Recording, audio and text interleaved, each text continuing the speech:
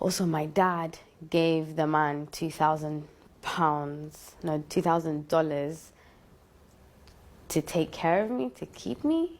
I don't know, but $2,000 was handed over from my dad to the man that I was getting married to. And then my dad disappeared, and he decided that he was going to Kenya with my brother. And they left me in Somalia by myself with this stranger. I was there for 4 months. I ended up getting pregnant, and I called my mother to let her know that I was pregnant and I didn't want to continue staying there. And at the time, I fibbed. But it was because I knew, had I said that the guy was abusing me, that I wouldn't be taken serious, and I would be told that's a wifely duty that you need to do to your husband.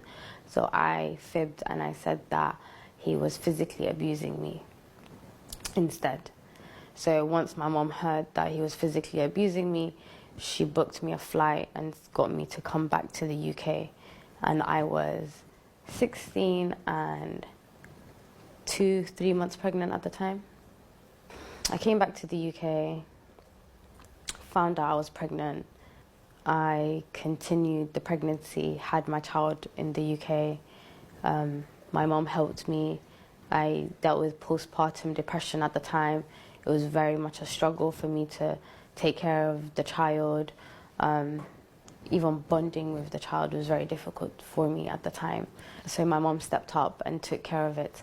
While that is going on, my dad forced me back into college because he was saying that if a woman was supposed to be living in his house, she was either meant to be working or education, that nobody can be sitting idly in the house. And I am 6 months pregnant at the time. So he forced me to go back to college at the time, pregnant and all, to study.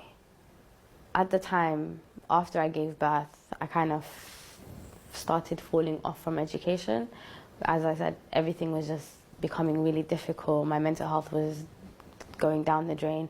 I couldn't focus. So I started using the college time to just go outside and just do whatever I wanted to do, like skip school basically. My parents found out that I started skipping school, and they started threatening me to say that they would send me back to Somalia or whatnot.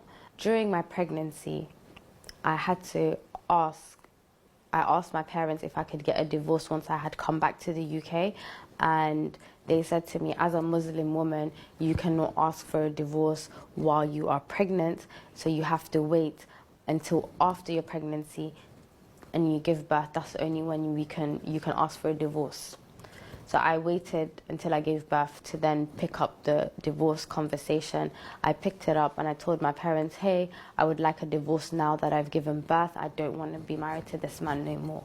So my parents called him and had a conversation with the man, told him what I wanted. So I spoke to him and he said, Sumaia, is that what you want? Is it a divorce what you'd like? I said, yes, I would like a divorce. I thought I was divorced at this time.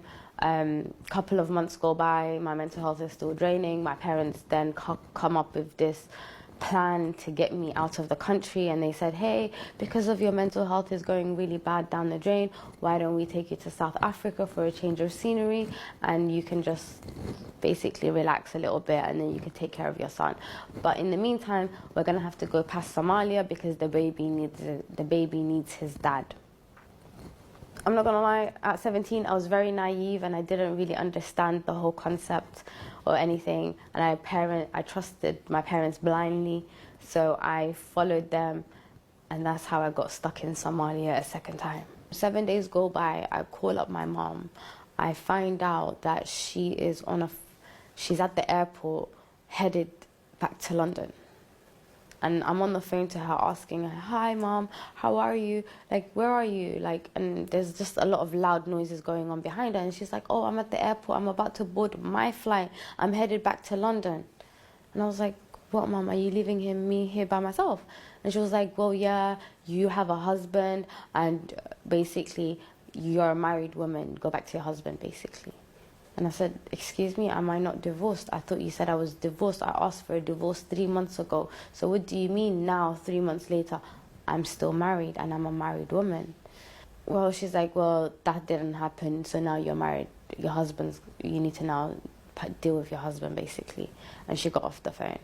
A few weeks go by, and his dad is back from the city. And he's trying to now lay down the rules and be like, this is my house, and this is what the rules is, and whatnot. And it was just a lot, basically, going on.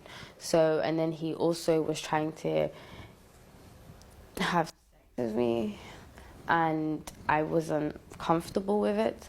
So I kept putting the baby in between us. I was using the baby as a shield for the time being. One morning, I had the baby on my hip, and I can't remember exactly what it was we were arguing about, but we were arguing, and he started raising his voice at me, and I must have said something to piss him off. I can't remember exactly what it was. And he ended up literally slapping me across the face